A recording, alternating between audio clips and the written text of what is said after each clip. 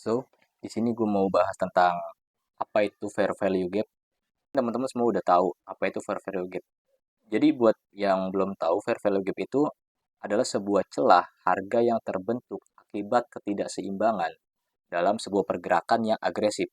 Jika candle pertama, candle kedua, dan candle ketiga menyisakan sebuah ketidakseimbangan, itu maka artinya sebuah imbalance, ya kan? Fair value gap terbentuk saat ada tiga candle berurutan dan candle yang kedua bergerak agresif body atau weak candle ke satu dan ketiga tidak saling overlap, artinya tidak saling menutup, sehingga tercipta ruang kosong antara candle satu dan candle ketiga. Candle satu, candle kedua, dan candle tiga. Candle satu dan candle tiga ini tidak overlap, artinya dia tidak tertutup. Jadi menyisakan sebuah gap di sini. Gak semua FVG itu layak untuk di trade. FVG itu nggak semuanya bisa kita ambil sebagai trade kita di situ. Masalah terbesar, seorang trader melihat FVG, dia langsung entry.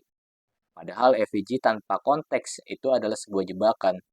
Jadi FVG itu harus berdasarkan sebuah konteks dan biasnya juga harus selaras sama apa yang kita mau tradingin.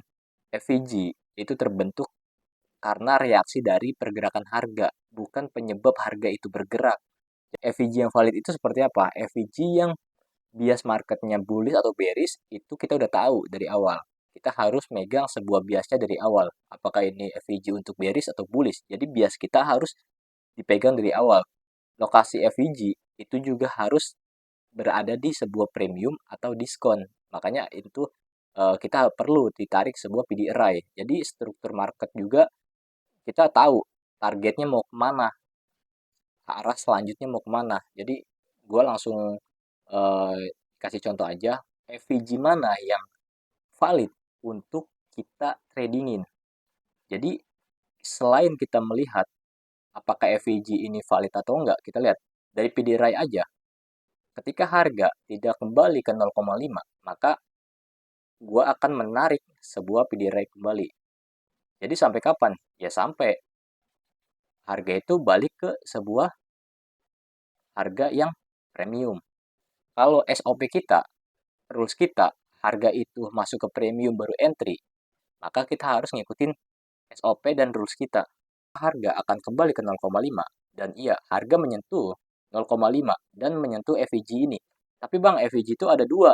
Mana yang valid? Ya, harga yang premium. Ketika kita mau sell, ketika kita mau ngejual, kita pengennya harga itu ada di harga termahal. Dan sebaliknya, ketika kita pengen membeli, maka pengen harga itu semurah-murahnya.